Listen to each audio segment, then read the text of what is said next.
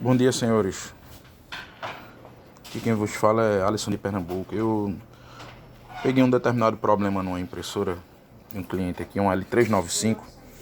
A mesma ela não consegue tracionar papel e ainda apresenta um barulho, na qual eu já fiz a substituição do roletezinho, tanto superior quanto inferior. Já troquei essas engrenagens uma por uma, inclusive essa bombazinha de sucção. Eu não sei se algum de vocês já se deparou com algum problema desse tipo e se poderia estar me ajudando. Eu vou fazer uma pequena demonstração só para ligar ela aqui e vocês poderem estar identificando o que é que ocorre quando a gente liga ela. Corra não, viu?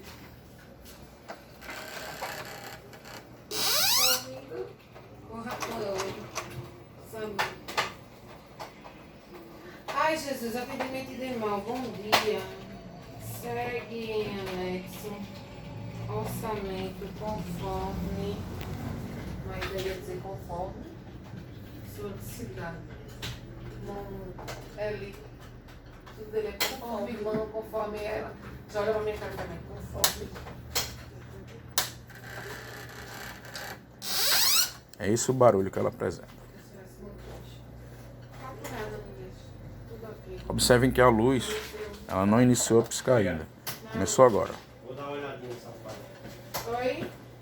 Não sei se alguém já se deparou com um problema semelhante a esse. E se alguém tem uma solução que possa estar compartilhando comigo aí.